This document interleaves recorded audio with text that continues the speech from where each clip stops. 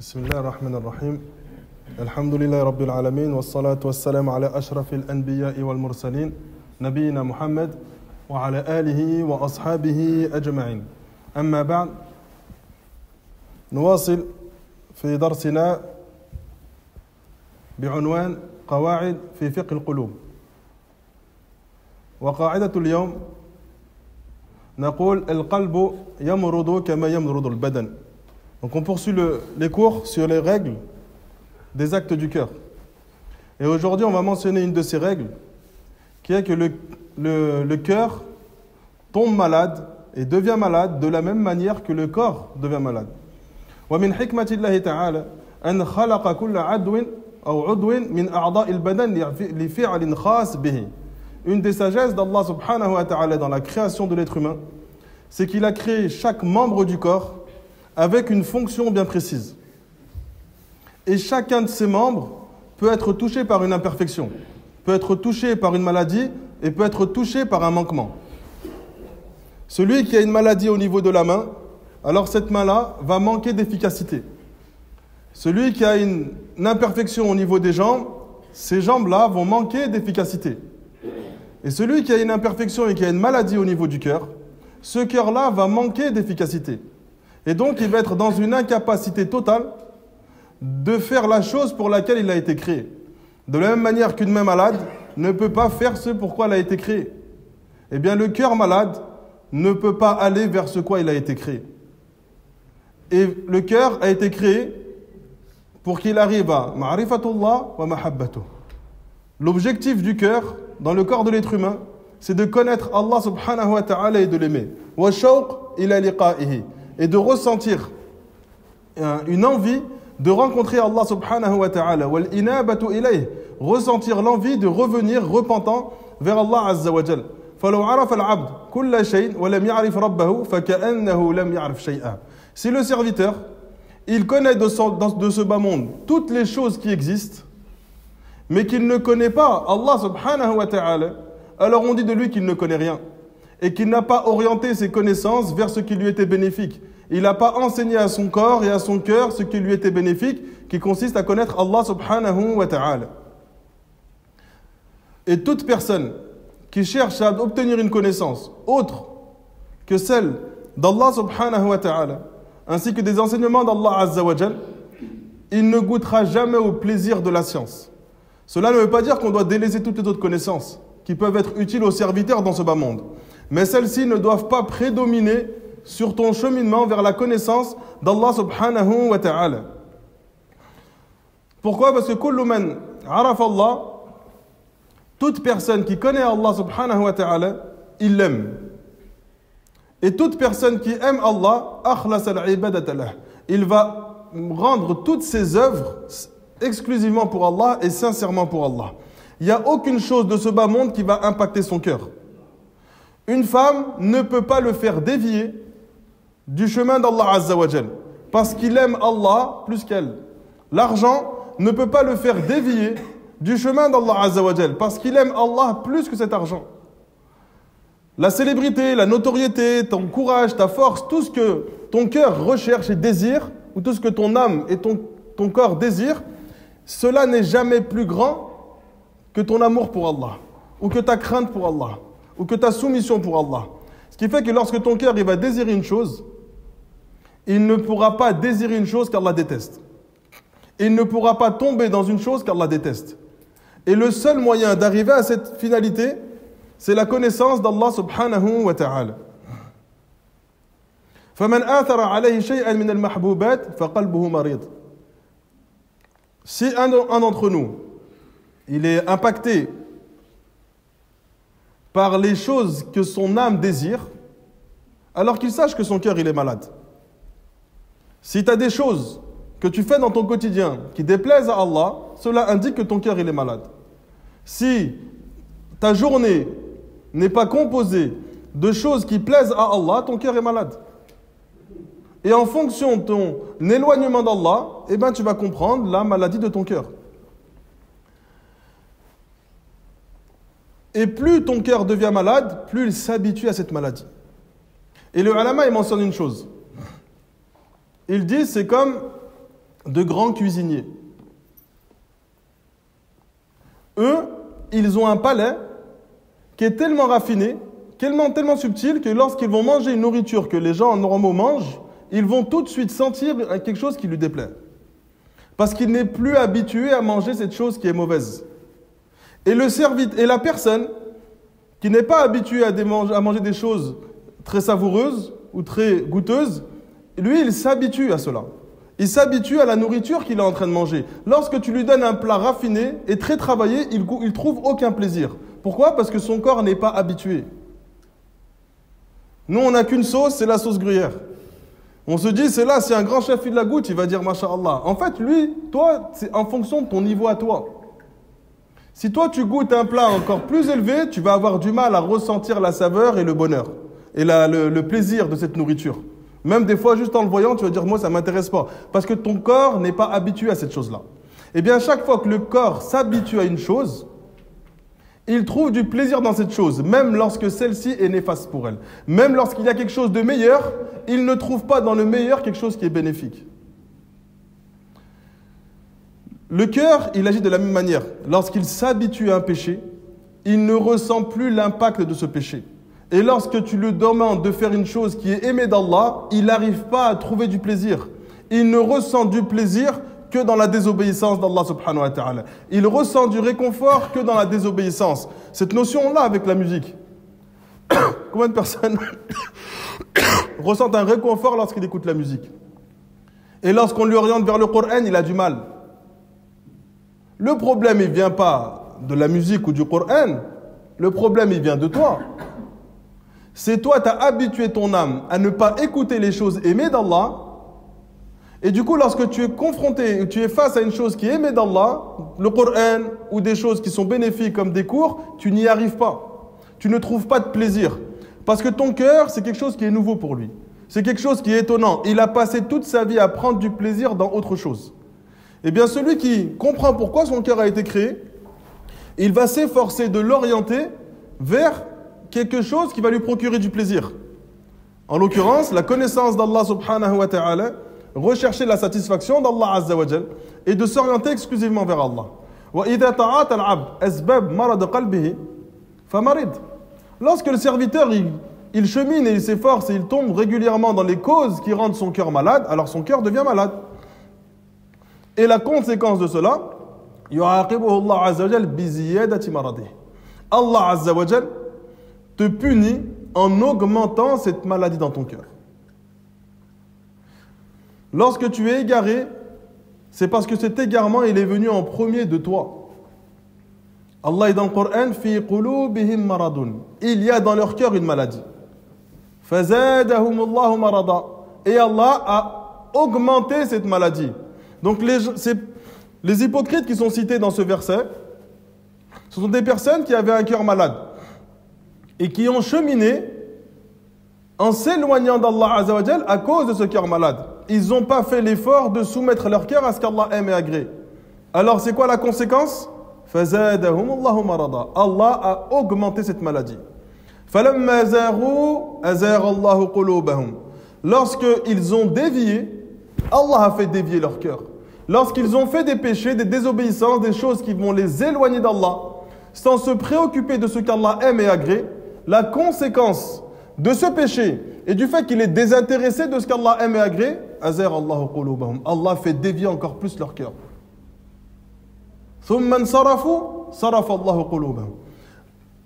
Lorsqu'ils se sont détournés, Allah Azza wa Jalla a détourné leur cœur. Donc lorsqu'une personne elle s'égare, qu'elle comprenne qu'Allah il n'est pas injuste envers elle. Allah il a été juste, c'est toi qui as provoqué cet égarement sur ta propre personne. Et la droiture prend cette même règle. Lorsque tu fais une bonne action, Allah te facilite l'accomplissement d'une autre bonne action. C'est pour ça qu'on a un des hadiths du prophète sallallahu alayhi wa sallam qui dit que lorsque le serviteur il fait une bonne action, la bonne action qui est à côté dit moi aussi je veux que tu m'accomplisses. Et ainsi de suite. Et lorsque tu fais un péché, le péché qui est à côté dit moi aussi je veux que tu commettes ce péché. Si vous méditez sur les péchés, lorsque tu tombes dans un péché, il y en a un qui est tout le temps très proche de lui. Celui qui se met à fumer, il va fumer un peu plus. Celui qui fume un peu plus, il va consommer de l'alcool. Celui qui commence de l'alcool, il va faire telle ou telle chose. Quand tu tombes dans un péché, il y a un péché qui est collé à lui. Et celui-ci, tu vas tomber dedans. Parce que tu es en train d'enlever les barrières de la désobéissance à Allah subhanahu wa ta'ala. إذن مرض القلب هو ضعفه وانحلاله. La maladie du cœur vient, un cœur qui est malade, c'est un cœur qui est faible. Ce cœur qui est faible, il devient faible parce qu'il s'est éloigné de la connaissance de la vérité, de la connaissance de son Créateur, de l'amour d'Allah subhanahu wa ta'ala. Donc tout ce qui va impacter dans ton corps et dans ton cœur une soumission à Allah, toi tu l'enlèves. Les gens qui ont du mal à cheminer vers Allah, c'est parce qu'ils ne cherchent pas à connaître Allah. Parce que la chose qui te pousse à œuvrer, c'est ton amour pour Allah Azza wa Jal. Parce que parfois dans les œuvres que toi tu effectues, tu ne vois pas une récompense directe. Le serviteur, lorsqu'il fait une chose pour un bien de ce bas monde, il va bénéficier tout de suite de la chose. Il va travailler, il va gagner de l'argent. C'est pour ça qu'il y en a, ils tombent dans les péchés, parce que les péchés, ils tournent autour des tentations. Lorsqu'il veut avoir une intimité avec une femme qui ne lui est pas permise, il y a un plaisir immédiat qui le pousse vers cette chose-là. Lorsqu'il veut voler, il y a un plaisir immédiat, c'est obtenir cet argent-là ou obtenir ce bien-là, tout de suite. Sauf que quand tu œuvres pour Allah Azza wa Jal, la récompense n'est pas directe, ou tu t'en aperçois pas. Allah te récompense dans ce bas monde, mais tu n'es même pas attentif. Ou Allah Azza wa Jal t'en apporte la récompense le qiyamah, le jour du jugement. Et nous, tout ce qui est auprès d'Allah, pour nous, c'est trop loin. Donc, on veut absolument un plaisir immédiat. Tout de suite.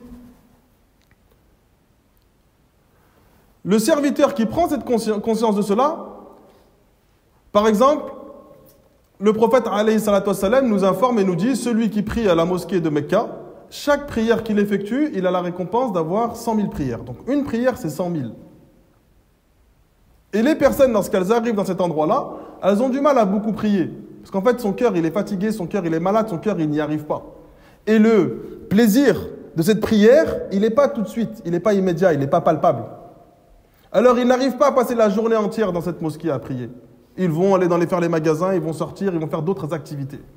Mais si cette même personne, tu lui dis, tu restes du matin jusqu'au soir et à la fin, je te donne 100 000 euros, il va rester. Parce que le plaisir, il est tout de suite. À la fin de la journée, il s'est fatigué et le plaisir, il est là. Il a compris pourquoi. Le serviteur qui connaît bien Allah Azza wa Jal, en fait, il a de la facilité à œuvrer. Parce qu'il sait ce qu'il va obtenir auprès d'Allah subhanahu wa ta'ala. Le prophète alayhi salatu wassalam nous informe que lorsque la personne elle invoque Allah Azza wa Jal, Allah, il exauce son invocation ou il ne l'exauce pas. Mais il t'en récompense quoi qu'il en soit. Donc, tu as fait une invocation, Allah, il a répondu à ton invocation et il t'a donné ce que tu recherchais. Et parfois, il ne te donne pas. Et la personne, elle se met en colère contre Allah. Il a demandé, j'ai demandé, Allah ne me donne pas. Allah me délaisse, Allah ne veut pas mon bien. Lorsqu'il va se retrouver l'Yawm al-Qiyamah devant Allah Azza wa Jal, Allah subhanahu wa ta'ala va lui donner la récompense de l'invocation qu'il a faite mais qui n'a pas été exaucée. Et il va la matérialiser, il va la mettre dans sa balance. Lorsque le serviteur va voir la lourdeur de cette invocation qui n'avait pas été exaucée dans ce bas monde, toi tu as été colère contre Allah Azza wa Jal, tu vas dire, oh Allah, fais que toutes mes invocations n'aient pas été exaucées. Là, tu vas comprendre que tout ce qu'il y avait dans ce bas monde, c'était éphémère. Et la seule chose qui va rester l'Yawm al-Qiyamah, c'est les œuvres que tu as effectuées. Et ce qu'Allah subhanahu wa ta'ala, il a gardé pour toi.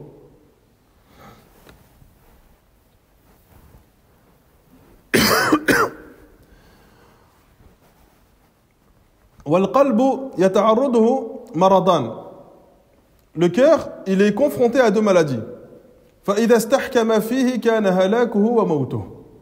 Si ces deux maladies prennent le dessus sur lui, prennent possession de lui, alors ces deux maladies l'amènent à la perdition et à la mort. Les maladies qui sont rattachées à tes passions, à tes pulsions, à tes désirs, à tes envies de ton âme, et les maladies qui sont rattachées aux ambiguïtés. Ces deux choses-là sont la base de toutes les maladies des serviteurs sur terre. Illa man afahu Allah azza wa jal, sauf ceux qui ont été épargnés par Allah subhanahu wa ta'ala. Et de ces deux maladies, yatafarra'u anhuma ilalun kathira. De ces deux maladies va découler de nombreux défauts chez la personne, de nombreux manquements. Karriya wal kib wal ujb wal hasad. Cette personne-là, qui est touchée par ces maladies, elle va avoir de l'ostentation. Quand elle va œuvrer, c'est pour que les gens disent d'elle qu'elle œuvre. Quand tu donnes une sadaqa, c'est pour que les gens disent de lui qu'il est généreux. Lorsqu'il fait preuve de courage, c'est pour que les gens disent de lui qu'il est courageux. Lorsqu'il fait une adoration, c'est pour que les gens fassent de lui les éloges. Wal ujb wal hasad, il a une autosatisfaction. Il pense être lui le meilleur et tous les autres ils sont moins bien que lui. Il commence à avoir un mépris, une arrogance, une condescendance contre les gens. Wal hasad, il commence à jalouser celui qui possède plus. Parmi les biens de ce bas monde ou parmi même les œuvres pieuses. Wal fakhri wal khuyala, tu vas commencer à t'enorgueillir sur les personnes. Wa hubb ar-riyasa, il va aimer dominer les gens. Il va aimer avoir le contrôle sur les gens et il ne supporte pas ne pas être celui qui a le contrôle. À chaque fois qu'un bien il se met en place, s'il ne passe pas par lui, il va le critiquer. Et ça on le voit, subhanallah, même chez les frères qui sont les plus vertueux et les plus droits. Celui qui ne rend pas son cœur soumis à Allah Azza wa Jal, dès qu'un bien se met en place, s'il ne passe pas par lui, il n'est pas content. Si un frère il fait une erreur et qu'il conseille ce frère-là il n'accepte pas de lui, et un autre frère qui vient le conseiller et il accepte de l'autre, il n'est pas content. Il n'accepte même pas son repentir. Parce qu'il veut que tout passe par lui. Même le repentir des gens, il faut que lui, il ait sa part. Une mosquée qui se construit, s'il n'a pas été parmi les gens qui ont encouragé les autres à construire cette mosquée, il va la critiquer. Dès qu'une chose se met en place pour le bonheur des musulmans, il est là à la critiquer. Pourquoi en réalité?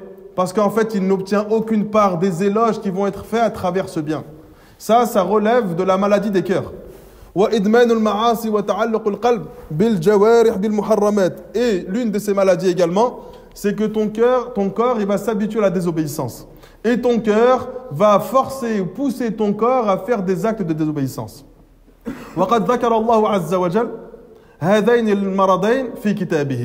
Allah il a mentionné ces deux maladies, les maladies qui sont rattachées à ce que ton corps désire ou ce que ton cœur désire, parmi les passions, et les maladies qui sont rattachées aux ambiguïtés religieuses.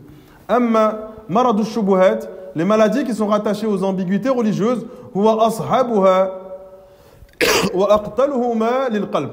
Les maladies qui sont rattachées aux ambiguïtés religieuses, c'est-à-dire que toi, dans ton cœur, tu as une croyance différente de celle du prophète sallallahu alayhi wa sallam. Tu œuvres en pensant que ce que tu fais, c'est bien. Ça, c'est ce qui rend le plus ton cœur malade. Et ce qui tue le plus ton cœur. C'est pour ça qu'on avait mentionné les versets où Allah dit fi qulubihim maradun fazadahum Allahu marada. Cette maladie qu'ils avaient, ils ont dans leur cœur une maladie. Cette maladie c'était rattaché à leur croyance mauvaise sur Allah Azza wa Jal, ou bien sur le message du prophète Muhammad sallallahu alayhi wa sallam. Celui qui a des maladies d'ambiguïté, il n'arrive plus à voir la vérité comme une vérité et il ne comprend pas. وَلْيَقُولَ الَّذِينَ فِي قُلُوبِهِمْ مَرَضٌ وَالْكَافِرُونَ مَاذَا أَرَادَ اللَّهُ بِهَذَا مَثَلًا. Ceux qui ont une maladie dans leur cœur et ceux qui n'ont pas cru vont dire qu'est-ce qu'a voulu dire Allah par ces différents exemples ou ces différents signes ou ces différents miracles. Il ne comprend pas la sagesse d'Allah Azza wa Jalla à travers sa législation. Celui qui a un cœur corrompu dans sa croyance, il ne comprendra pas la vérité. Allah va l'empêcher de voir la vérité comme une vérité. Et il verra le faux comme le faux. Ceux qui sont de Ahl Sunnah wal Jama'a, ils le vivent ça au quotidien. Nous passons pour ceux qui ont une pratique de la religion qui est bizarre. Celui qui appelle au tawhid, il est bizarre. Celui qui appelle à se conformer à la Sunnah, il est bizarre. Celui qui appelle à adorer ou à invoquer les occupants des tombes, c'est celui qui est suivi. Celui qui appelle les gens à avoir une mauvaise croyance sur Allah Azza wa Jal, c'est celui-là qui est suivi. Et donc il y a une inversion des valeurs, un taqlib al-haqa'iq, les réalités deviennent inversées au point où celui qui est sur la droiture devient bizarre. Et cela vient confirmer la parole du prophète, Bada al-islamu ghariba wa sayaudu ghariban kama bada. L'islam il est arrivé comme quelque chose d'étrange. Parce que le prophète il est venu avec l'islam, c'était étrange pour les gens. Aja'al al-aliha ilahan wahida.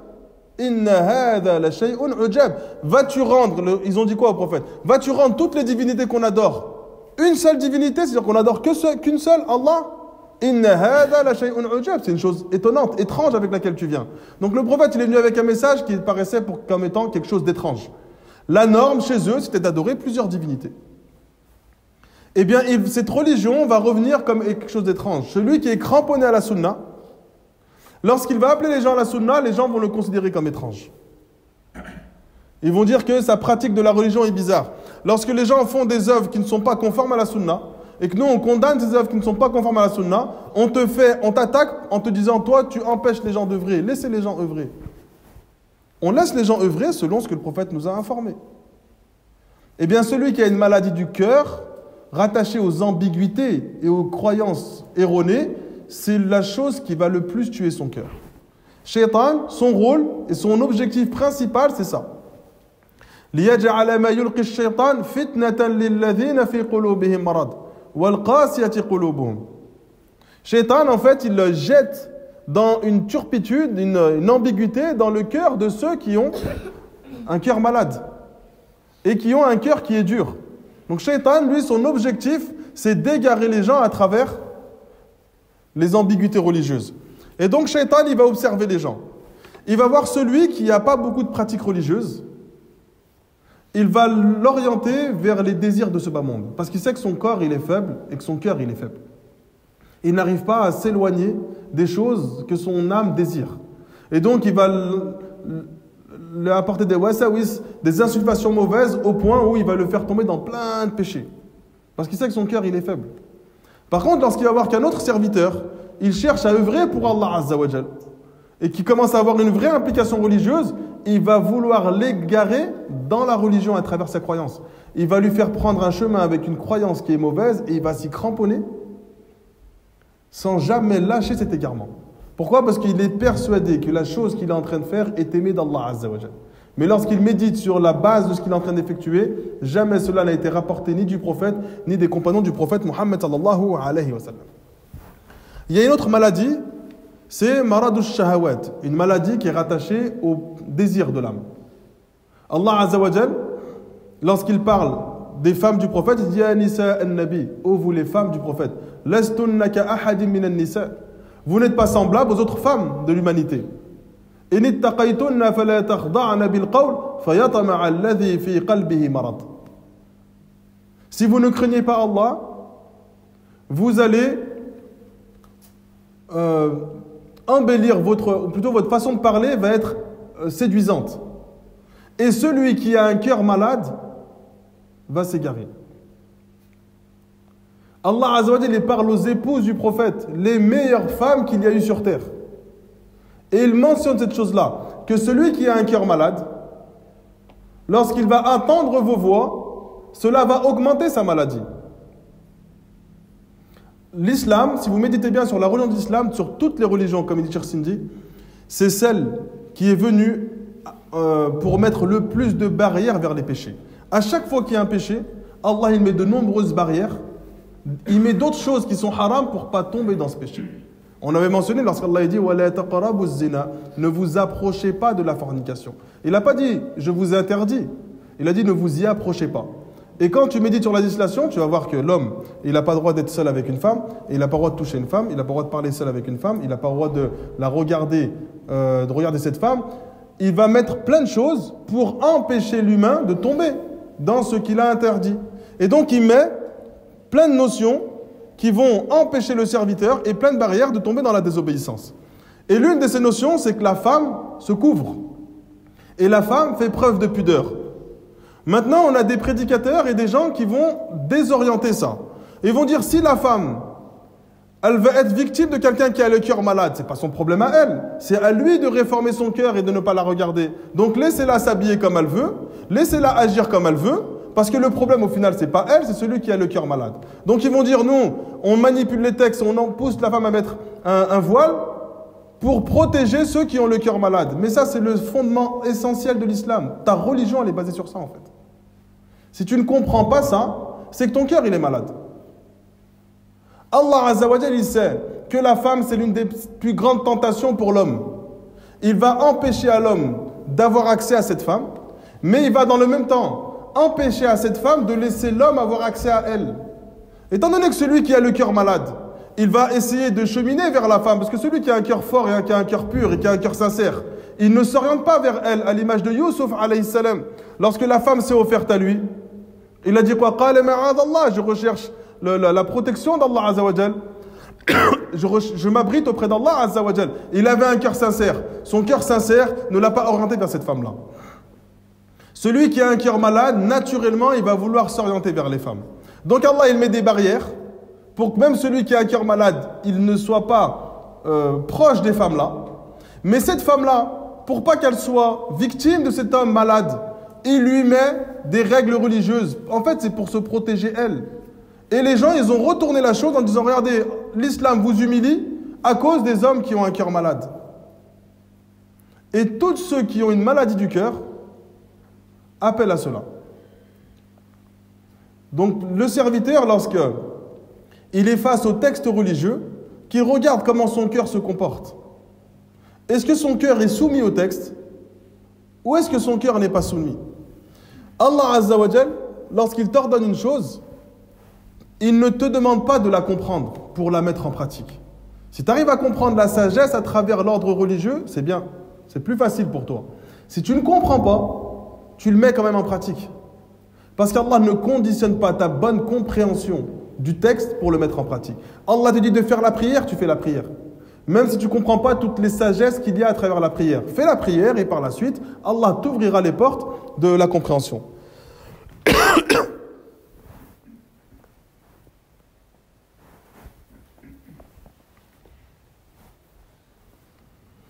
ومن عجيب شأن القلب, ce qui est étonnant avec le cœur du serviteur, أنه قد يمرض ويكون الألم كامنا به. C'est-à-dire que الفساد ou bien فساد القلب لا يحس العبد به. Une particularité de la maladie du cœur, c'est que le serviteur, il peut ne pas s'en rendre compte. Contrairement à tous les autres membres du corps. Celui qui a mal à la main, il sait qu'il a mal à la main. Celui qui a mal à un membre de son corps, il sait qu'il a mal. Peu importe l'endroit dans lequel tu as mal, tu le sais. Le cœur, il peut ne pas percevoir ça. Le serviteur peut ne pas percevoir cette maladie du cœur.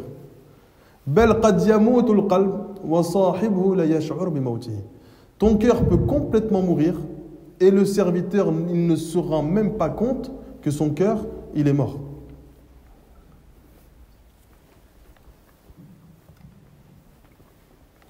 وَلِيُعْلَمْ أَنَّ أَمْرَادَ الْقَلْبِ كُلَّهَا مُتَوَلِّدَةٌ عَنِ الْجَهْلِ. Et il faut que tu comprennes une chose, que toutes les maladies du cœur qui vont amener à sa mort, toutes elles ont un point commun. Que ce soit la jalousie, l'envie, l'ostentation, la recherche de notoriété, la recherche de célébrité, tout ce que ton cœur va rechercher et dans lequel il va tomber malade, ils ont un point commun. Al-jahl, l'ignorance de qui est Allah subhanahu wa ta'ala. فالقلب يموت بالجهل المطلق ويمرض بنوع من الجهل وأما الدواء فهو العلم. Le cœur, lorsqu'il est totalement ignorant de qui est Allah et de qu'est-ce que sa religion, il meurt. Et plus ce cœur gagne en connaissance, plus il se renforce. Et plus il perd en connaissance, plus il s'affaiblit.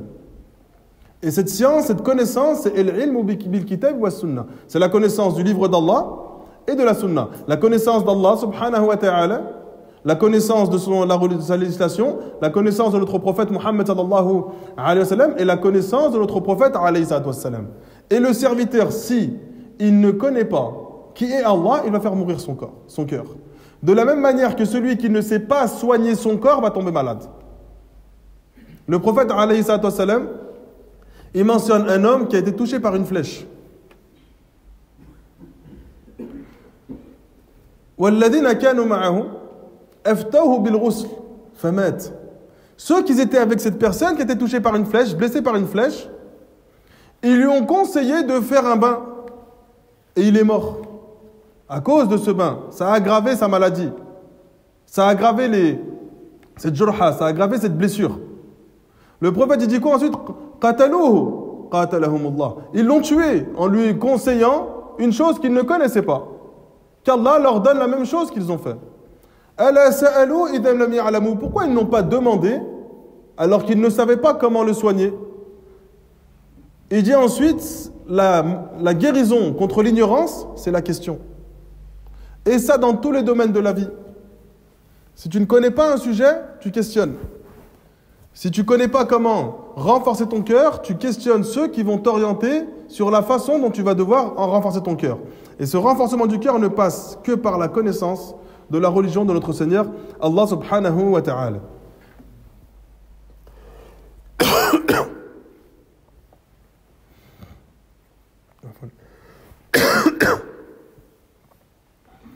Et le meilleur moyen, comme il dit Ibn Rajab rahimahullah ta'ala, ya man marida qalbu, ô celui dont le cœur est tombé malade, porte ce cœur, transporte son cœur ila majlis al-dhikr, dans les assises de science, la'allahu an yu'afa, peut-être il va être touché par la guérison, peut-être ce cœur va être soigné. Et les ulama ils mentionnent que ce qui va être le plus bénéfique pour le serviteur et pour sa foi, le médicament le plus fort pour renforcer ton cœur, c'est le Coran. Parce que ce Coran-là, il a pour objectif de t'amener vers le bonheur, vers l'apaisement, vers la sérénité. Ya ayyuhan nas, qad ja'atkum maw'idatun min rabbikum wa shifaa'un lima fi as-sudur. Ô vous les hommes, il vous a été apporté une exhortation de votre Seigneur, c'est-à-dire le Coran, et une guérison pour ce qu'il y a dans le cœur. Wa hudan wa rahmatun lil mu'minin. Ce Coran, c'est une guidée et une miséricorde pour l'humanité. Taha ma anzalna alayka al-Qur'an litashqa. Ce Coran-là n'a pas été révélé pour que tu sois triste. Donc le Coran, il a pour objectif d'amener les gens vers le bonheur. Celui qui veut goûter au plaisir de son âme, au plaisir de la soumission à Allah Azza wa Jal, l'apaisement, il faut qu'il apprenne le Coran et qu'il médite sur le Coran, qu'il comprenne le message qu'Allah a envoyé à notre prophète Muhammad sallallahu alayhi wa sallam. Et le Hassan al-Basri rahimahullah ta'ala dit inna al-'abd la yazalu bi khayrin ma kana lahu wa'idun bin nafsihi. Lorsque tu vas renforcer ton cœur en fait ça va être un exhortateur pour toi, quelqu'un qui t'oriente vers le bien. Et il dit le serviteur il ne cessera d'être dans le bien tant qu'il a en lui un exhortateur, quelqu'un qui l'oriente vers le bien. Et que le fait de demander des comptes à son âme fait partie des objectifs de sa vie. Et c'est pour ça qu'Ibn Qayyim rahimahullah ta'ala, il mentionne et il dit que chaque serviteur, il doit avoir un moment dans sa journée où il est seul avec lui-même, pour qu'il médite sur qui il est. Il médite sur sa personne, qu'il comprenne les défauts qui les mènent dans les différentes dérives dans lesquelles il est, pour se rapprocher encore plus d'Allah subhanahu wa ta'ala. Celui qui refuse de faire cela, il sera toujours dans une forme de déni. Il y en a, ils ne supportent pas la solitude, parce que ça les confronte à eux-mêmes. Il ne veut pas en fait. Il veut continuer d'œuvrer dans l'égarement dans lequel il est, sans jamais se remettre en question. Wa min muslihat al-qulub, ce qui va réformer ton cœur, premièrement, at-tawajjuh al-khalis lillah, s'orienter sincèrement et pleinement vers Allah subhanahu wa ta'ala, bihaythu la yakunu qalbuhu muta'alliqan illa bi rabbihi wa ma'budihi wa khaliqihi, de sorte à ce que ton cœur ne soit attaché à personne d'autre si ce n'est son Seigneur, celui qui l'adore, seul et unique, ainsi que son créateur.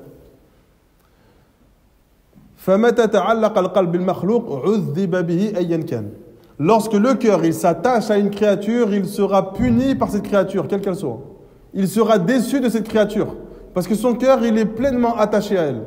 Et il n'est pas attaché à Allah subhanahu wa ta'ala.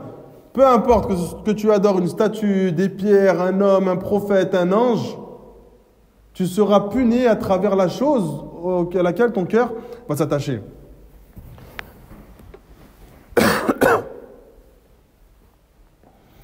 فالله خلق هذا القلب. Pourquoi? Parce qu'Allah est celui qui a créé ce cœur.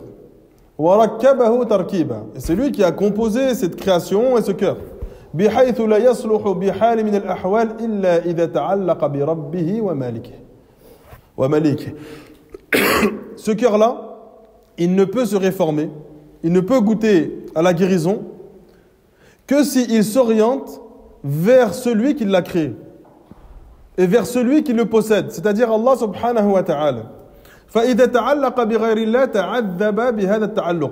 Lorsque le cœur s'attache et s'accroche à un autre qu'Allah, il sera puni et châtié par la personne ou par la chose à laquelle il s'est rattaché.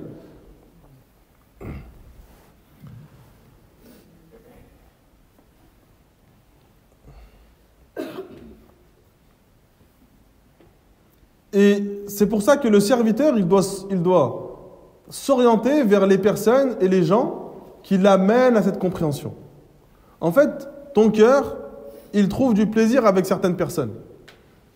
Pas parce qu'il est attaché à elles, parce que cette personne-là est une cause qui le ramène et qui le rapproche d'Allah subhanahu wa ta'ala. Donc à chaque fois que tu vas être avec cette personne-là, ton cœur et ton âme va être apaisés. Tu sens que ton cœur et ton corps, ils se renforcent. Et tu te rapproches petit à petit de ton Seigneur Allah subhanahu wa ta'ala. Et donc ton cœur, il se met à aimer Allah. Et l'objectif, c'est que ton cœur, il se mette à aimer Allah. Parce que s'il aime Allah, il va se soumettre à Allah. Et Allah Azza wa Jalla, en retour, va t'aimer. Et c'est la chose qu'on recherche tous. C'est l'agrément et l'amour d'Allah subhanahu wa ta'ala. يقول الشيخ الإسلام ابن تيمية رحمه الله تعالى كلما ازداد القلب حبا لله. À chaque fois que le cœur augmente en amour pour Allah Azza wa Jalla, ازداد له عبودية. Il augmente en servitude et en soumission d'Allah Azza wa Jalla. وكل ما ازداد له عبودية. À chaque fois que le cœur augmente en servitude, ازداد له حبا وفضله عما سواه. Il va augmenter en amour. Et il va favoriser tout ce qu'Allah aime et agrée au détriment de toutes les autres choses. وَالْقَلْبُ فَقِيرٌ بِالذَّاتِ إِلَى اللَّهِ. Le cœur, il est dans un grand besoin d'Allah subhanahu wa ta'ala min wajhayn, de deux manières.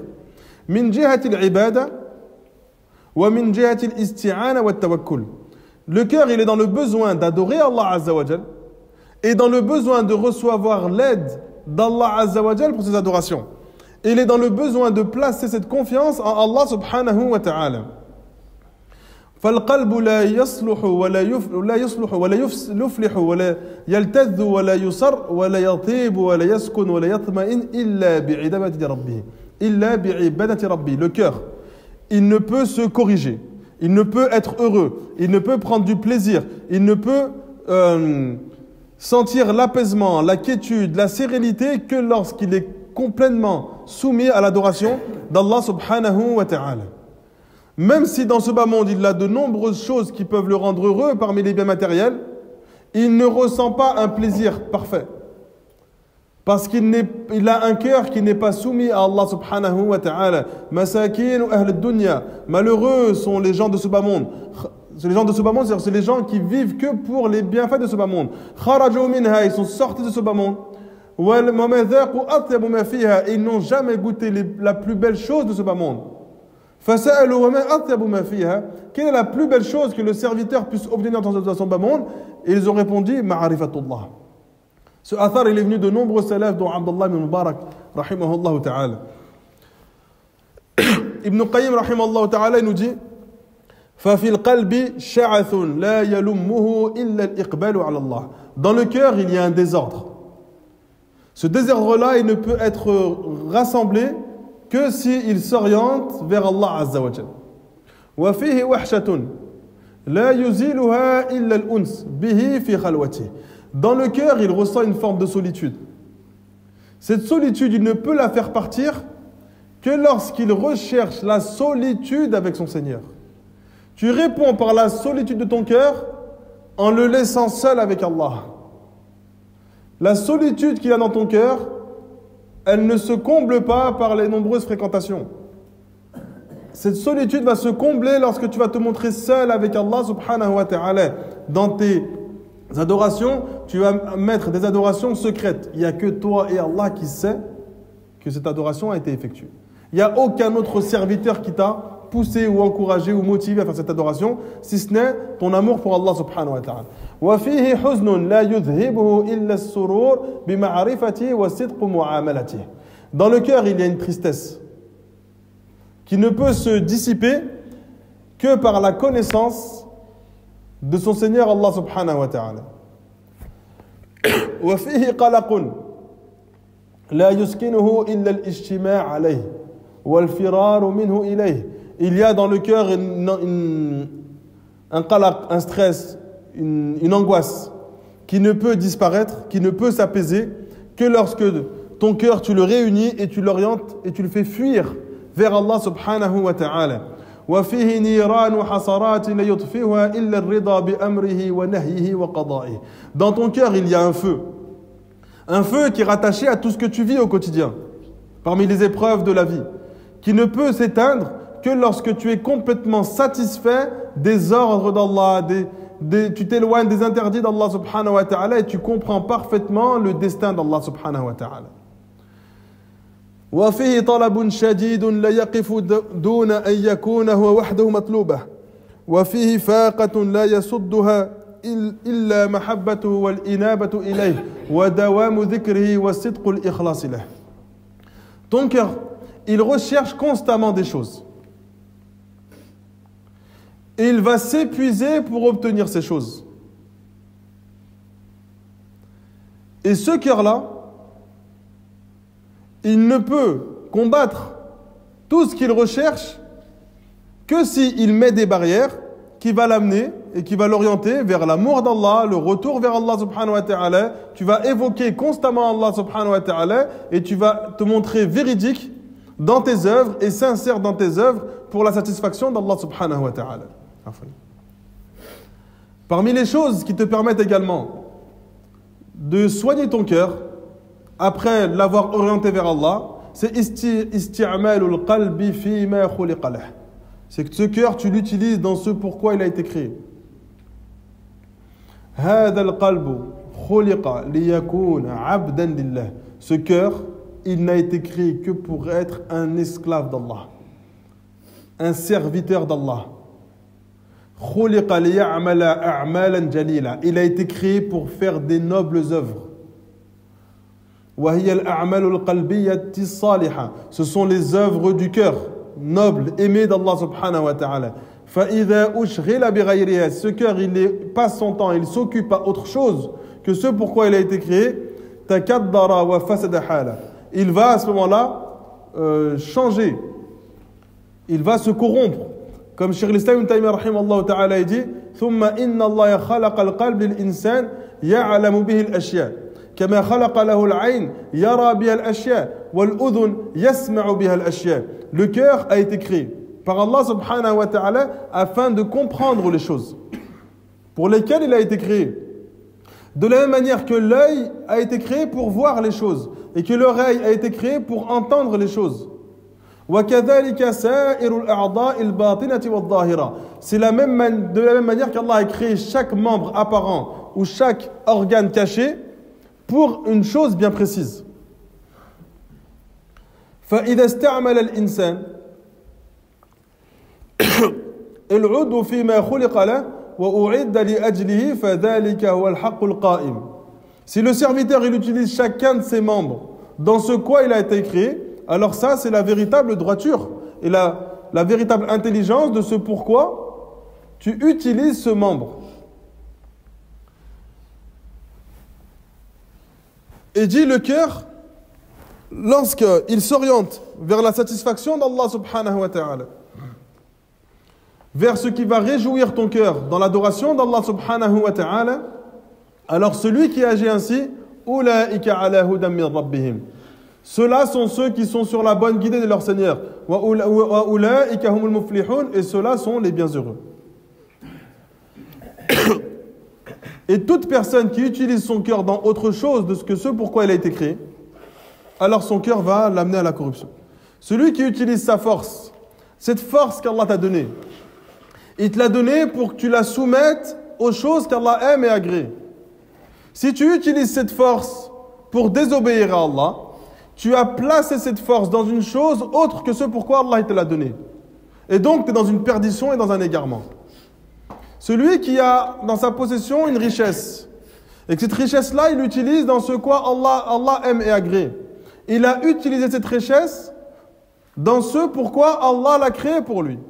S'il l'utilise dans la désobéissance, cette richesse devient une punition parce qu'il ne l'utilise pas dans ce quoi Allah aime et agrée. Celui à qui Allah a donné la beauté, qu'il utilise cette beauté dans la désobéissance, il n'utilise pas cette beauté dans ce pourquoi Allah Azza wa Jalla l'a créé. Eh bien, celui qui utilise son cœur dans autre chose que la soumission à Allah, alors il utilise son cœur dans autre chose que ce qu'Allah subhanahu wa ta'ala, pour ce qu'Allah Azza wa Jalla l'a créé. Et ça, tu le fais avec chaque membre de ton corps. Et tu tires des leçons de ta vie. Ce qu'Allah te donne, dans quoi tu l'utilises? Que ce soit dans ta force physique ou dans ta force matérielle. Comment tu orientes les différents bienfaits d'Allah? Comment tu orientes ce qu'Allah t'octroie comme faveur et comme bienfait? Et à partir de là, tu tires un état des lieux de qui tu es. Quelqu'un qui œuvre pour la satisfaction d'Allah Azza wa Jal ou quelqu'un qui œuvre pour la satisfaction de son âme. Tout ce qu'il recherche, c'est soulager son âme. Même si celle-ci se trouve dans la désobéissance d'Allah subhanahu wa ta'ala.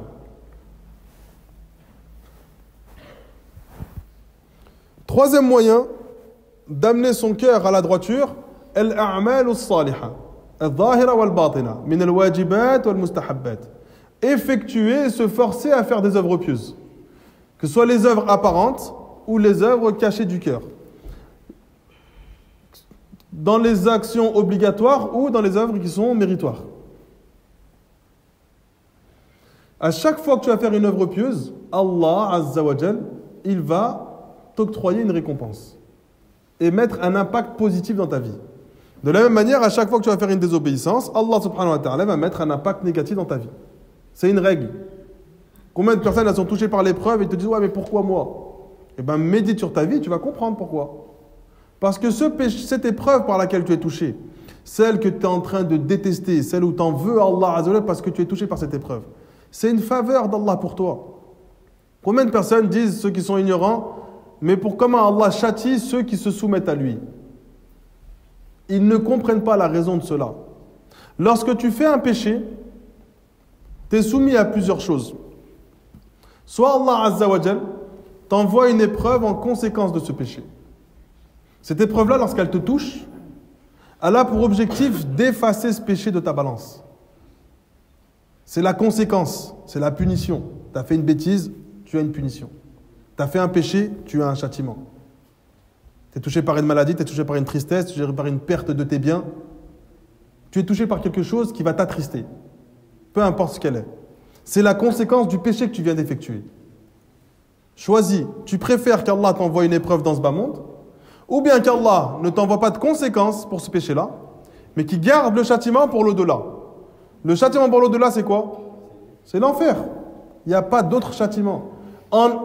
Lorsqu'on va se présenter devant Allah, il n'y aura pas d'épreuve comme on le vit aujourd'hui. Tu ne vas pas être malade.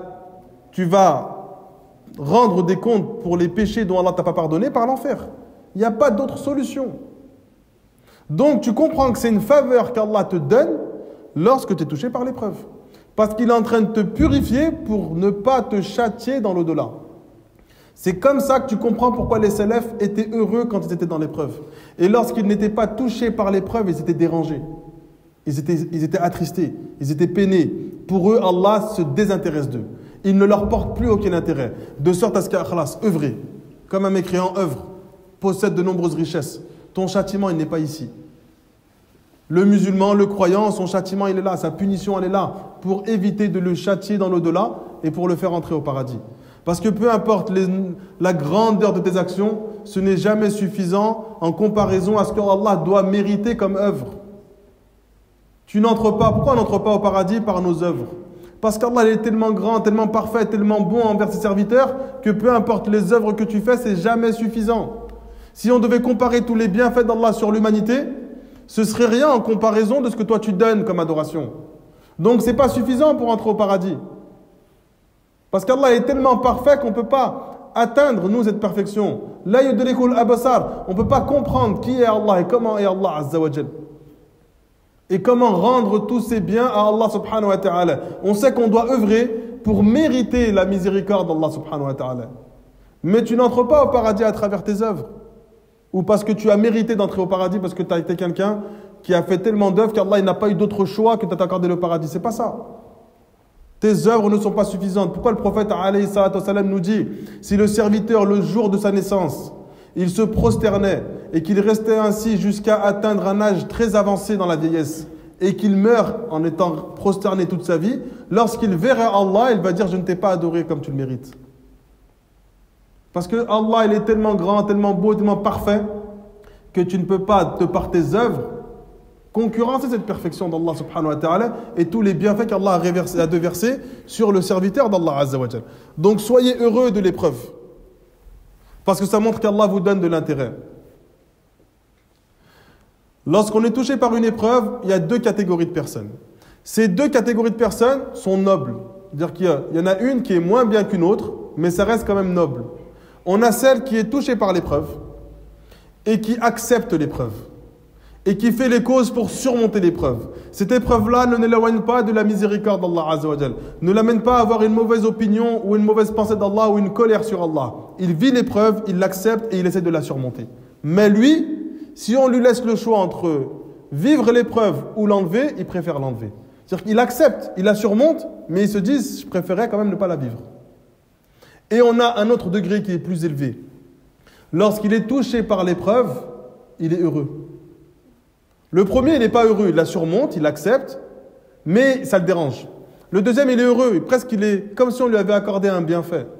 C'est pour ça que Omar ibn Abdel Aziz, rahimahullah ta'ala, il disait, je suis arrivé à un stade de ma vie où je ne suis touché par le bonheur que lorsqu'il y a une épreuve qui me touche. Le prophète, alayhi salatu wassalam, un homme, il est venu à lui.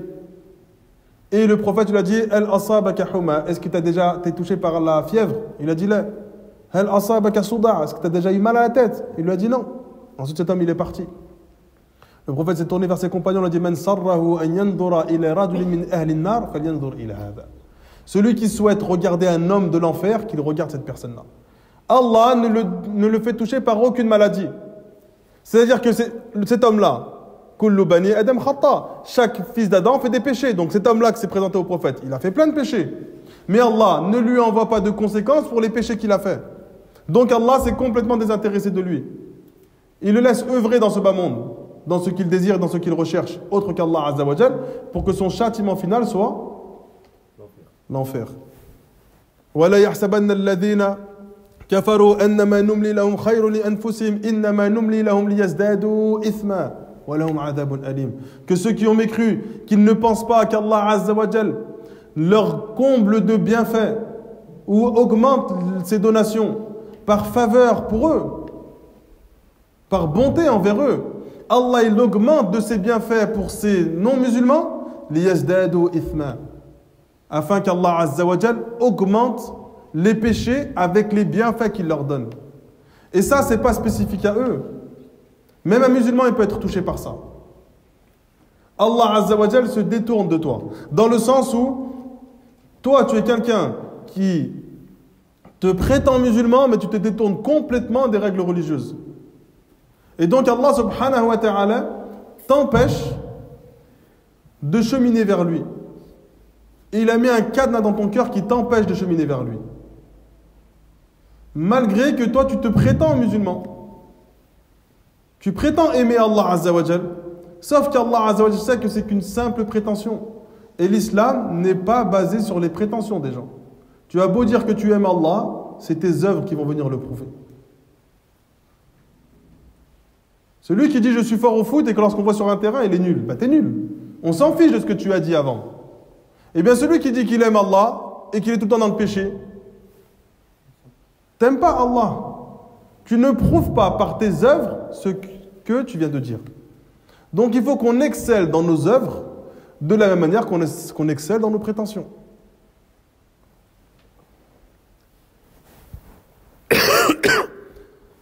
Ibn Qayyim rahimahullah ta'ala il dit قد جعل الله سبحانه وتعالى للحسنات والطاعات آثارا محبوبة لذيذة طيبة.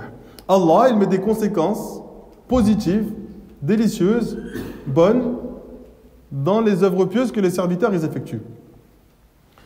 لذتها فوق لذة المعصية بأضعاف مضاعفة. Le plaisir qu'Allah met dans l'adoration, il est largement plus grand que le plaisir qu'un serviteur va trouver dans le péché. Chaque bonne action que tu vas effectuer, Allah Azza wa Jal va la faire apparaître sur ton visage. Chaque péché que tu vas effectuer, Allah va le faire apparaître sur ton visage. une lumière ou une noirceur. Ibn Abbas radiyallahu anhu il dit Inna lil hasanati nuran fil qalb. Dans la bonne action, il y a une lumière pour le cœur. Wa diya'an fil wajh, et une clarté sur le visage. Wa quwwatan fil badan, cette adoration vient renforcer ton cœur. Wa ziyadatan fil rizq, elle vient augmenter ta subsistance. Wa mahabbatan fi qulubil khalq, elle va apporter de l'amour dans le cœur des serviteurs pour celle qui a fait cette adoration-là. Alors qu'ils ne sont même pas au courant que tu as adoré Allah. Mais Allah Azza wa Jalla donne cette conséquence. Wa inna lis-sayyi'ati sawadan fil wajh. Dans le péché, il y a une noirceur sur le visage. Wa dhulmatan fil qalb, une noirceur, des ténèbres dans le cœur. Wa wahnan fil badan, une faiblesse dans le corps. Wa naqsan fil rizq, une diminution de subsistance. Wa birdatan fi qulubil khalq, et une animosité dans le cœur des serviteurs pour cette personne-là. Un autre moyen qui va t'amener à purifier ton cœur et à soigner ton cœur, dhikrullahi azza wa jal wa qira'atul Qur'an, le rappel d'Allah et la lecture du Coran.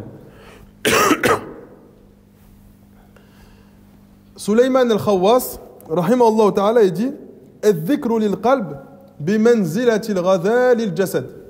Le rappel d'Allah azza wa jal dans le cœur, il est semblable à la nourriture pour le corps.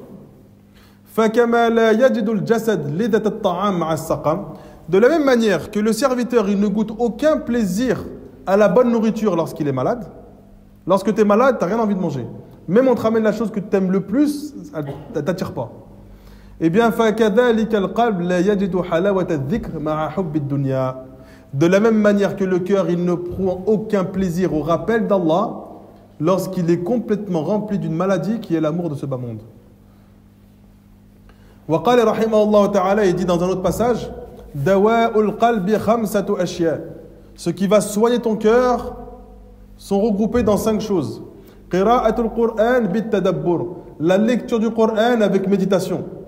وخلاء البطن, avoir un cœur qui n'est pas rassasié, un corps afouane qui n'est pas rassasié. D'accord? Parce qu'un corps qui est trop rassasié est faible dans l'adoration. Et Shaitan a plus d'accès à lui pour lui faire et l'encourager à faire des désobéissances. وقيام الليل, et des veillées nocturnes. والتضرع عند السحر, et une totale soumission, une humilité à Allah Azza wa Jal avant l'heure du Fajr. Donc dans le moment où Allah subhanahu wa ta'ala descend dans le dernier tiers de la nuit, là où tout le monde dort, toi tu es éveillé en train d'adorer Allah subhanahu wa ta'ala. ومجالسة الصالحين, et l'assise et la compagnie des gens pieux et vertueux. Dans ces 5 choses, il y a la guérison du cœur. C'est-à-dire que ton cœur, tu l'orientes vers le Coran. Tu lui fais lire le Coran et tu lui fais comprendre le Coran avec l'explication des gens de science. Tu vas pas le rassasier. C'est-à-dire que tu ne vis pas ta vie à travers l'opulence et l'aisance. C'est-à-dire que toi, toute ta vie, tu veux que tu sois dans l'aisance. Et ton cœur, il est tout le temps rassasié, ton corps est tout le temps rassasié, et ton corps, il possède toujours ce qu'il désire. Il n'est jamais privé de quoi que ce soit. Parce que tout cela te détourne d'Allah subhanahu wa ta'ala. Et un corps, pourquoi le prophète alayhi sallam nous dit que le jeûne, il met un frein à l'accès du shaitan sur le corps du serviteur. Parce que le jeûne, comme le prophète nous dit, inna shaitan yajri fi bani adam majrad dam. Le shaitan, il coule dans les veines du fils de Adam, d'accord? De la même manière que le sang coule dans ses veines. Donc il circule dans le corps du fils de Adam, dans le corps du serviteur, de la même manière que le sang circule dans son corps. Parce que lorsque tu vas jeûner, tu vas diminuer le flux sanguin. C'est-à-dire que tes veines vont se rétrécir parce qu'il y a moins de sang qui circule. Et ton cœur est moins alimenté. C'est pour ça que tu te sens plus faible. Eh bien, en fait, cette faiblesse t'empêche de faire des désobéissances. Même un péché, tu n'as pas beaucoup de force pour le faire. Et Shaitan, en fait, pourquoi tu n'as pas beaucoup de force? Parce que Shaitan, il a moins d'emprise sur toi. Alors qu'à chaque fois que tu vas te nourrir, tu vas ressentir une force dans ton corps. Shaitan va instrumentaliser cette force pour te faire tomber dans la désobéissance. Bon, le mois du Ramadan, pendant les journées de Ramadan, tu as une facilité à l'adoration. Et lorsque vient la nuit du Ramadan, lorsque ton corps se renforce, tu retombes dans des désobéissances. Parce que ton corps, il est prêt. Il est prêt à accueillir le péché, il est prêt à prendre du plaisir dans la désobéissance d'Allah subhanahu wa ta'ala. Un autre moyen de soigner son corps, et son cœur, afwan, idhan mujalasatu salihin. C'est être en compagnie des gens pieux et vertueux. فمن الناس من إذا نظرت إلى وجهه انشرح صدرك. Il y a des êtres humains sur terre, lorsque ne serait-ce que tu regardes son visage, tu retrouves un apaisement. Il n'a même pas encore parlé que tu es apaisé. Tu sens que tu dois te rapprocher d'Allah subhanahu wa ta'ala. وَذَهَبَتْ عَنْكَ الْأَهْوَامِ وَالْهُمُومِ وَالْمَخَاوِفِ. Et lorsque tu le vois, tes soucis, ton stress et tes frayeurs disparaissent. Ibn Qayyim rahimahullah ta'ala il dit كُنَّا إِذَا اشْتَدَّ بِنَا الْخَوْفِ. Lorsque la peur intégrait notre cœur. وَسَاءَتْ مِنَّا الظُّنُونِ. Et qu'on commençait à avoir des mauvaises opinions. وَضَاقَتْ بِنَا الْأَرْضِ. Et qu'on était comme si la terre se refermait sur nous. أَتَيْنَاهُ. On allait auprès de lui. Cheikh l'Islam Ibn Taymiyyah rahimahullah ta'ala. فَمَا هُوَ إِلَّا أَن نَرَاهُ. Le simple fait de le voir. وَنَسْمَعَ كَلَامَهُ. Et qu'on entendait ses paroles. فَيَذْهَبَ ذَلِكَ كُلَّهُ. Tout ce qu'on avait disparaissait. وَيَنْقَلِبُ إِنْشِرَاحًا.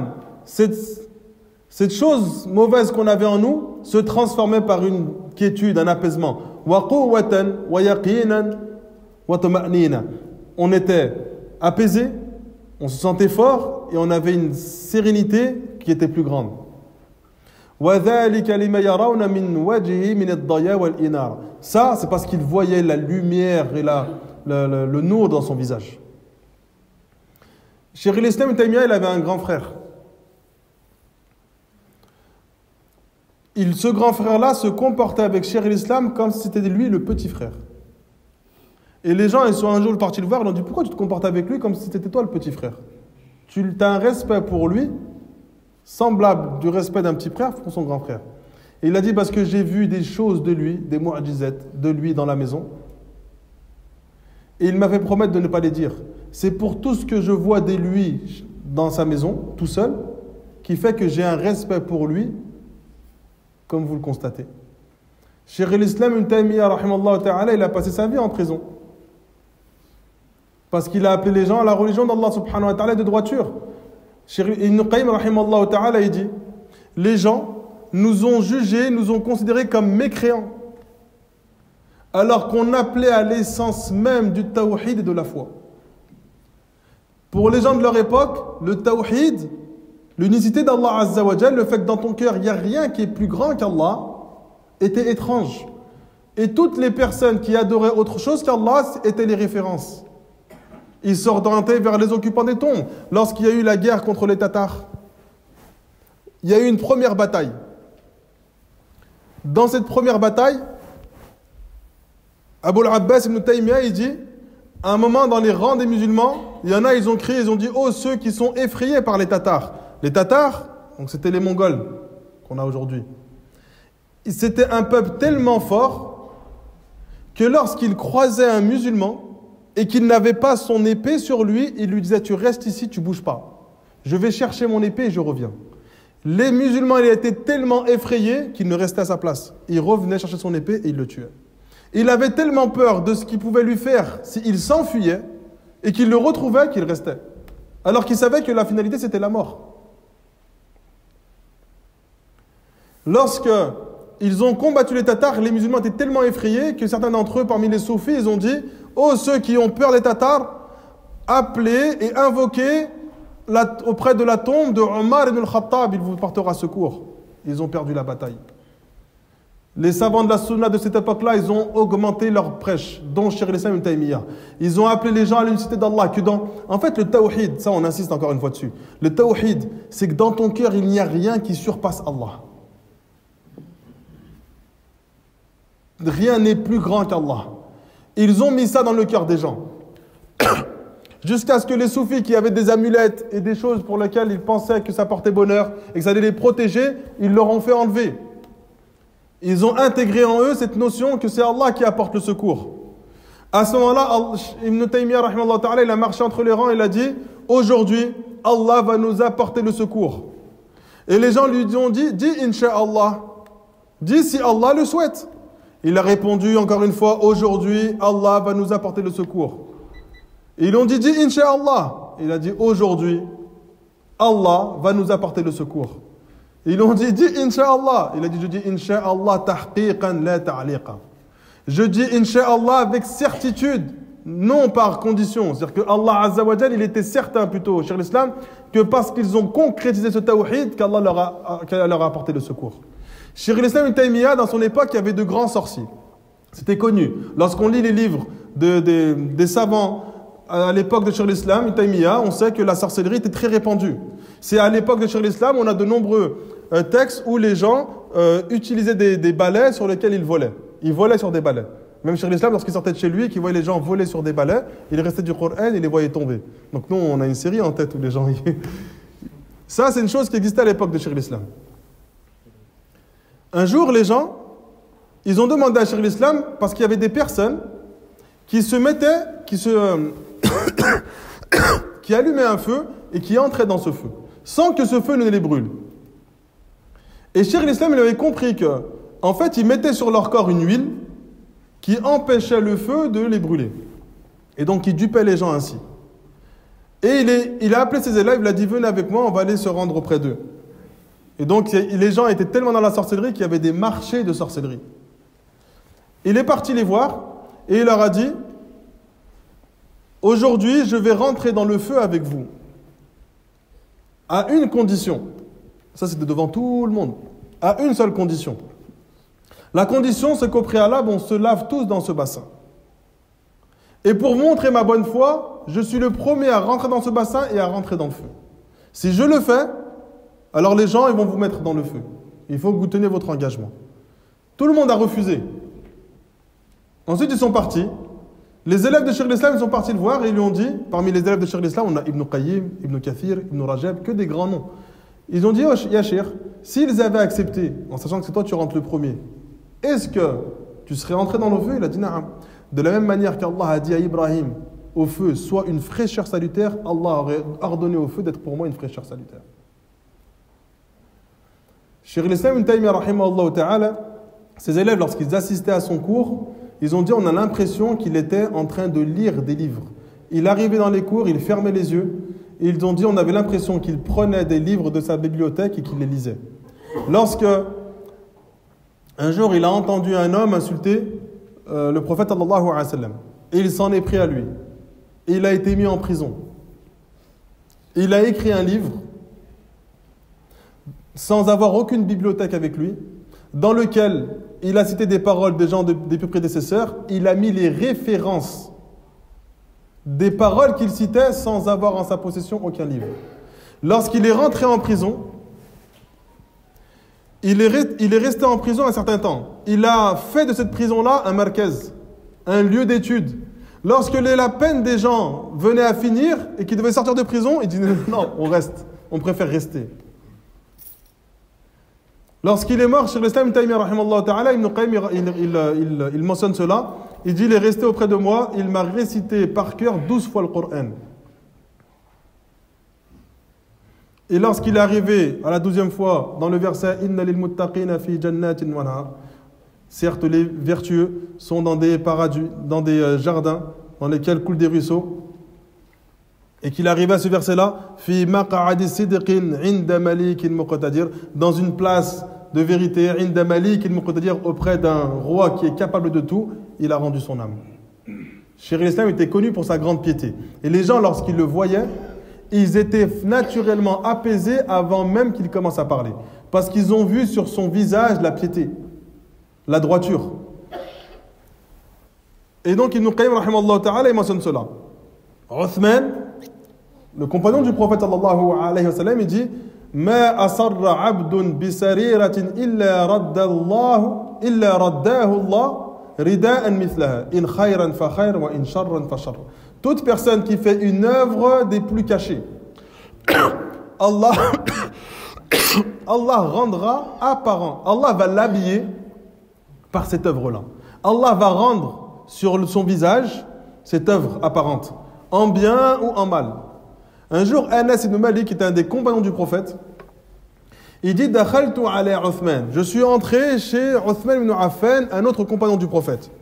Il dit Wa qad kuntu ra'aytu fi at-tariq imra'atan ta'ammaltu mahasinaha. Avant d'arriver chez Uthman, j'ai croisé une femme. Et je l'ai regardée tellement elle était belle. فقال عثمان يدخل عليكم أحدكم وآثار الزنا ظاهرة على عينيه. Il y a un d'entre vous qui vient d'entrer et la trace de la fornication est présente dans ses yeux.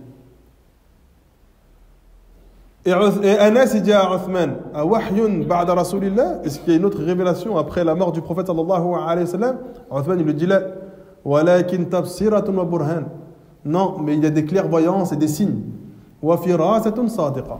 Et une physionomie juste. Donc en fait, il a vu à travers les yeux de Anas le péché qu'il avait effectué au préalable. فمن الناس من إذا رأيته أحببته قبل أن يتكلم. Il y a des gens, lorsque tu les vois, tu les apprécies avant qu'ils parlent. Et d'autres, lorsque tu les vois, ton cœur se serre avant même qu'il ait commencé à parler. Ja'far ibn Sulayman, rahimallahu ta'ala, il dit كنت إذا رأيت من قلبي قسوة. Lorsque je ressentais dans mon cœur une certaine dureté, نظرت إلى وجه محمد بن واسع. J'allais voir et regarder simplement Muhammad ibn Wasi'. وكان وجهه كأنه وجه الثكلى. Lorsque je regardais son visage, j'avais l'impression qu'il avait le visage d'une femme qui a perdu son enfant. وذلك من آثار خوفي من الله. Parce qu'il avait un visage qui transpirait la crainte et la peur du châtiment d'Allah subhanahu wa ta'ala. Et donc ça me remettait en question, ça enlevait cette dureté de mon cœur et ça m'encourageait à me rapprocher d'Allah subhanahu wa ta'ala. Abdullah ibn Mubarak, il dit إذا نظرت إلى فضيل بن عياض جدد لي الحزن. Lorsque je regardais Al-Fudayl ibn Iyad,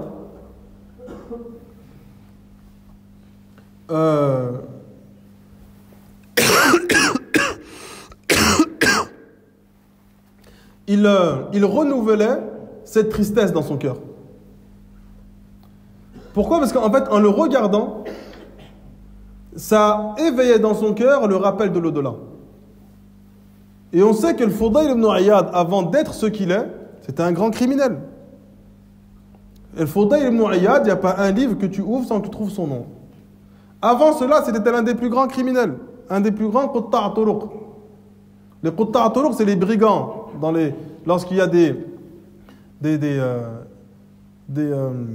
des caravanes commerciales qui vont d'un pays à un autre, il y en a, ils sont soit dans le désert ou autre, et en fait, ils viennent cambrioler. Le Fudayl ibn Iyad était tellement craint par les gens qu'il le faisait tout seul. Il n'y avait personne pour l'aider. Il était avec un grand... face à de nombreuses personnes, ils avaient tellement peur de lui qu'ils dévalisaient tout le monde et que personne n'était... il le faisait tout seul. Un jour, il était en train d'observer une maison et il avait l'intention de cambrioler la maison. Mais il a vu que dans cette maison-là, il y avait un homme, parce que la lumière était allumée. Donc il est resté à attendre. Il attendait que l'homme s'endorme pour rentrer, ou que l'homme sorte pour rentrer chez lui. Et l'homme, il était en train de lire le Coran. Jusqu'à ce qu'il arrive au verset « Alam ya'ni lilladhina amanu an takhsha'a qulubuhum li dhikrillah » Le temps n'est-il pas venu pour ceux qui ont cru que leur cœur s'humilie et se soumettent à Allah Azza wa Jal, au rappel d'Allah subhanahu wa ta'ala. Lorsqu'il a entendu ce verset, il a dit « Al-an ya Fudayl » Maintenant, il est temps pour toi d'arrêter ce que tu fais. Il est parti. Et il a voyagé, il est parti à Médine, il est parti à la Mecque, et c'est devenu l'une des personnes les plus pieuses que ce monde ait connues. Celle qui a prononcé le plus de sagesse que ce monde ait connu. Il n'y a pas un livre où on ne cite pas une de ses paroles nobles. Et le Fudayl ibn Iyad, il était connu pour cela. On a également Al-Qa'nabi. Al-Qa'nabi, c'était l'un des plus grands consommateurs d'alcool de son époque. Il a vécu à l'époque de l'imam Malik. Les gens venaient chez lui pour passer du bon temps et consommer de l'alcool. Un jour, il y a Shu'ba qui est passé vers chez lui. Et lui, il était devant avec ses proches, devant sa maison.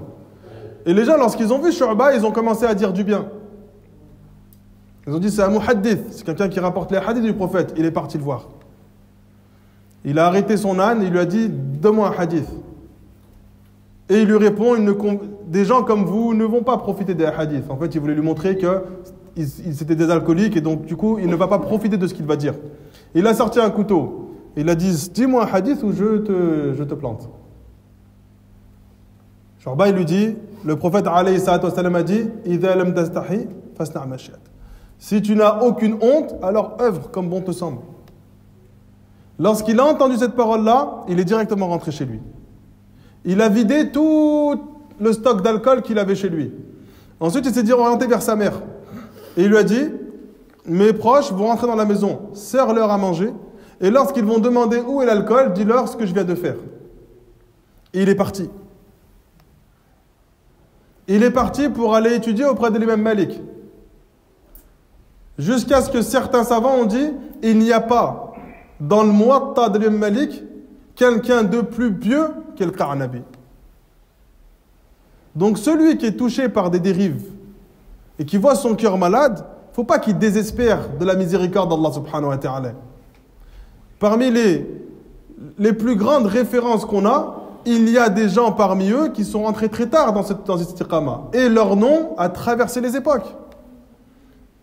L'imam Malik, on n'a qu'un seul livre de lui, c'est Al-Muwatta. Lorsqu'il a écrit ce livre, les gens de son époque lui ont dit, mais pourquoi tu fais Al-Muwatta, un recueil de hadith, alors qu'avant toi, il y en a qui en ont fait. Et plus conséquent encore. Il a dit quoi? In kana lillahi baqa. Si je le fais sincèrement pour Allah, il restera. Et il a traversé les époques. Un seul livre de l'imam Malik. Fait avec une sincérité tellement grande que ce livre a traversé les époques. On prend l'imam al-Nawawi. Cheikh al-Uthaymin, rahimallahu ta'ala, il dit, il a écrit des livres dont la sincérité est apparente dans ce livre. Il a écrit un livre qui est Riyad al-Salihin. Il dit, il n'y a pas une mosquée dans le monde qui ne contient pas un livre, une bibliothèque où il y a Riyad al-Salihin. Traduit dans n'importe quelle langue. Ça montre la sincérité de ce qu'il a fait. Et donc si le serviteur, peu importe le passé qu'il a, il s'efforce d'être sincère et de se rapprocher d'Allah subhanahu wa ta'ala, alors Allah va lui ouvrir les portes du bien. Allah va le rapprocher de lui et Allah va faire que son nom traverse les époques. Pas parce qu'il recherche la notoriété et la célébrité. Il a cherché la satisfaction d'Allah et Allah subhanahu wa ta'ala a mis de la baraka dans ce qu'il est.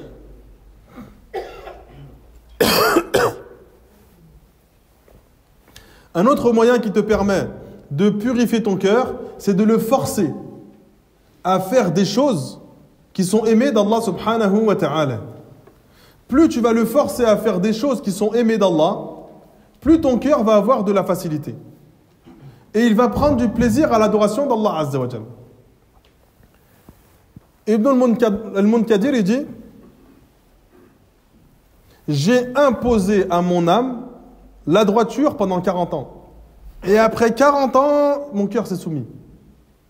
Et il a dit à partir de là, lorsque venait la nuit et que je veillais en prière, je voyais le matin arriver. Je ne m'étais même pas rendu compte que j'avais passé toute la nuit en prière. Pendant 40 ans, il a forcé son cœur à se soumettre à Allah Azza wa Jal jusqu'à ce que ce plaisir vienne. Une fois que ce plaisir est venu, tu adores Allah en continu sans que cela soit difficile pour toi. Abu Hafs an-Naysaburi, rahimallahu ta'ala, il dit Harastu qalbi 20 sana. J'ai protégé mon cœur pendant 20 ans. Thumma harasani qalbi 20 sana. Ensuite, mon cœur, c'est lui qui m'a protégé pendant 20 ans. Il l'a éduqué pendant 20 ans. Une fois que son cœur a été éduqué, c'est lui qui l'a protégé de tomber dans les différentes dérives. Ensuite, chacun d'entre nous s'aidait à ne pas tomber dans la désobéissance. Eh bien, le serviteur pieux, c'est de cette manière-là qu'il doit agir. Il doit éduquer son âme. Il doit être attentif à ce qu'il va faire entrer dans son cœur. Parce que ton cœur, lorsque tu fais entrer une chose mauvaise, alors il fait sortir une chose noble. Ça, c'est une règle, on l'a mentionné. Si tu fais rentrer un péché, tu vas faire sortir une bonne action. Si tu fais rentrer une innovation, tu vas faire sortir une sunna. À chaque fois que tu fais entrer une chose dans ton cœur, tu fais sortir son opposé. Jusqu'à ce que dans ton cœur, il ne contienne plus d'œuvres qui te rapprochent d'Allah subhanahu wa ta'ala. إلى هنا سبحانك اللهم وبحمدك لا إله إلا أنت أستغفرك وأتوب إليك. À quelle heure vous faites le Isha? Maintenant? 19. Khalas, Inch'Allah. Moi, je donne cours dans une autre mosquée après l'Aïcha. Et eux, ils font l'Aïcha plus tôt que vous, Inch'Allah, je vais y aller. Barakallahu fikum. Ahsanallah ilaykum. Samedi prochain, on évoquera les causes de la maladie du cœur. On a évoqué les causes qui rendent ton cœur pur. Et de la prochaine fois, on évoquera les choses qui rendent ton cœur malade. Barakallahu fikum.